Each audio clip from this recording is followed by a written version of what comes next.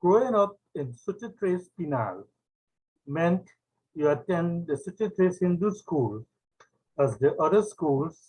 The Pinal Government School was 2 miles away, the Pinal Presbyterian 5 miles away, and the Deve Presbyterian 5 miles away.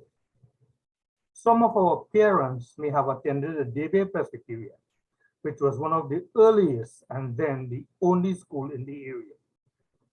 Walking to school without shoes, especially along the train lines, was painful, with the shiny stones between the wooden sleepers hurting the sole of the feet.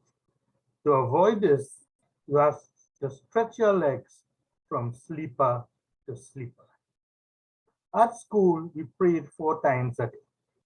Morning prayer, prayer before lunch, prayer after lunch, and prayer before dismissal in the afternoon.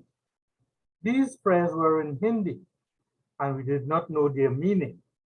Yet, we all had to learn them by heart, as well as the various bhajans we sang at assembly in the morning. We lined up in 5 groups called houses, which were named after local birds: kiskiri, blue jean, dove, parakeet, and bluebird. Smallest ones in front and tallest in the back. We would hold out our hands for nail inspection and receive a quick smack with a ruler on the fingers for dirty or long nails. Coconut oil kept our hair neatly combed and our face, legs, and arms shiny. As we grew up in a Hindu home and attending a Hindu school, we knew little about other religions.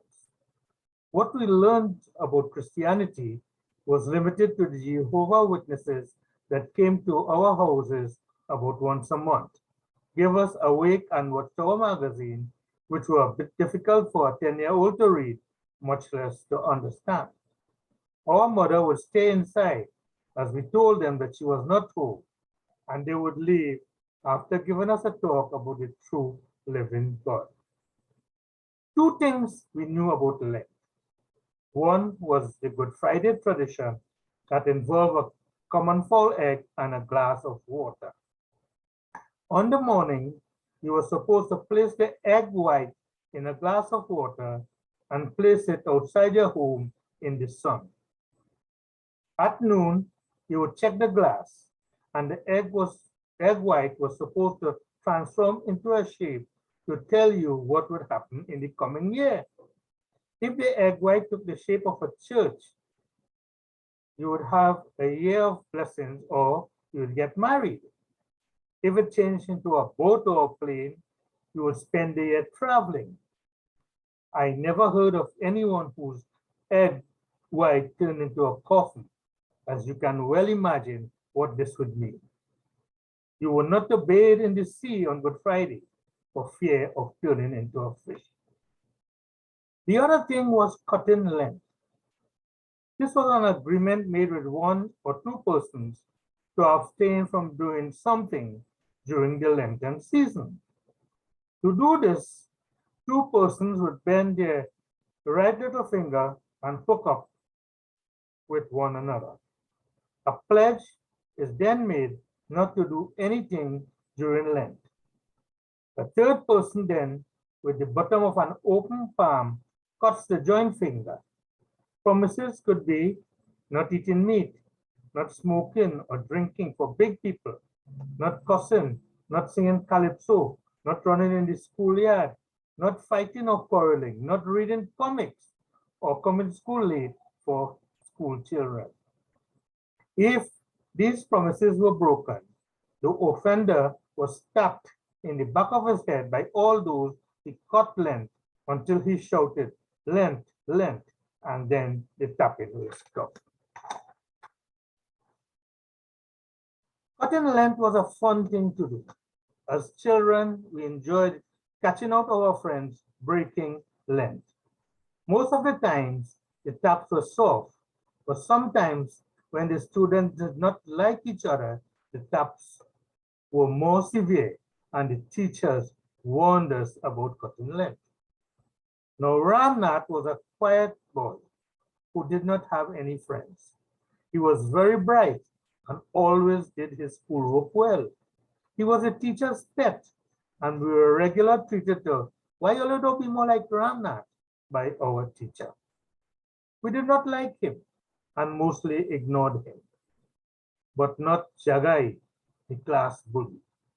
Even before Lent, Jagai would tap Ramnath, steal his roti lunch, and just happen to run into him, bouncing him down when we played football or was just running during our breaks. We were all afraid of Jagai, so we pretended not to see. While most of our class had Scotland with other people, Ramnath did not take part. One lunchtime, Jagai was tapping Ramnath viciously, pretending he had Scotland with him. Ramnath was crying and shouting that he did not cut Lent with him. All right, Lent, he sobbed, and Jagai stopped. All of a sudden, Ramnath pulled something from his pocket. It was a razor blade that he used to sharpen pencils and cut nails. Soon, Jagai's shirt became red. We screamed as the teacher separated them. Ramnath went to the first aid bay and Jagai to the headmaster's office. Luckily, the cuts were not deep. Ramnath received a flogging and Jagai a strong warning about bullying. He never harassed Ramnath again. At the after lunch assembly, the head teacher addressed the school. Cutting Lent was banned. Anyone caught doing so will be punished and have to bring their parents to school. Breaks and playtime became quieter. Jagai never bullied anyone again, and there was no cutting Lent, at least not until the following year. As I close, I wish to say, no matter your religion, Lent is for everyone.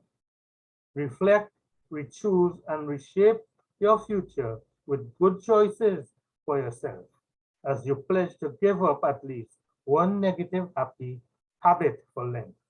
Happy Easter for all. To all, thank you.